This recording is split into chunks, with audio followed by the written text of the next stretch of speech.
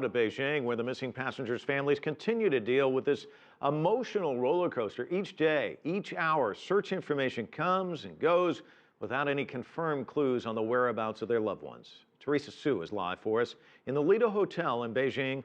And Teresa, what's the reaction from families on this latest bit of news that's trickling in now?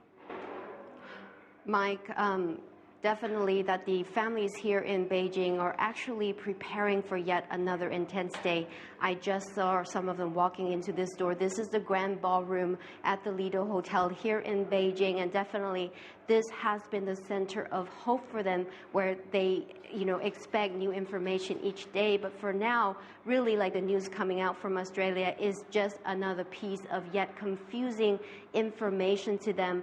As soon as they heard the news yesterday, they were glued to the TV sets for hours and hours, and we were told by security guards that even when they were asked to leave, to go back to their rooms to take a break, they refused to leave. And some of the family members told us that they really, really do not want to believe this, and this could not be the piece of information or the truth that they've been really waiting for. And they are upset, like Ryan said in KL there, is that they feel like they've been kept in the dark for a long time. And yet today, what's new coming out here in Beijing is that we understand, or we were told by the Malaysian Airlines spokesperson yesterday during the morning briefing, that a high-level delegation is in fact in Beijing, and that delegation is comprised of senior government officials, representatives from Malaysian Airlines, as well as the Air Force and Civil Aviation. They are expected to brief the family members. So absolutely, that is a sigh of relief, and the family members feel that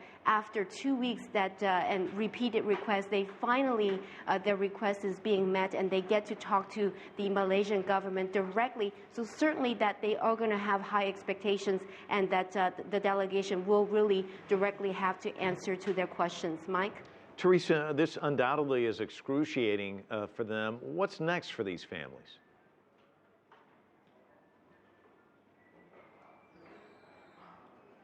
Well, most of the family members, we understand, that are insisting on staying in Beijing as long as and until they get to the truth.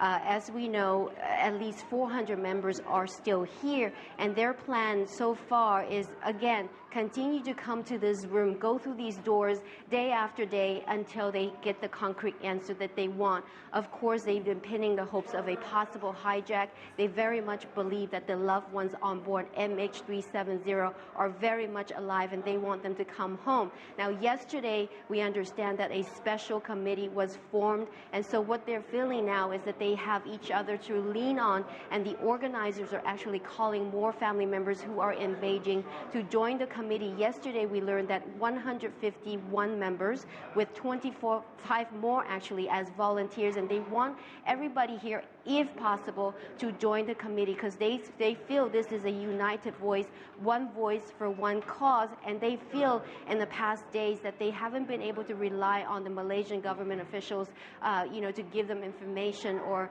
to give them enough emotional support. So they feel right now, being with a committee, they have each other to rely on. And also yesterday, they put up a message wall just inside, this room here, that they were starting to write really touching messages. And for the very first time, they were able to write down their feelings and tell the public how they're feeling really inside. I read in Chinese and in English there, some of the messages were saying, their father, their son, their daughter, their mom, please come home united. We all are waiting for you to come home, just so that we could be able to see you, touch you, and be able to feel you and hug you once again. So very, very emotional times here for the families. Now, at the same time, we also hear that while waiting here, they have other emotional burdens, like some of the elderly parents are getting sick.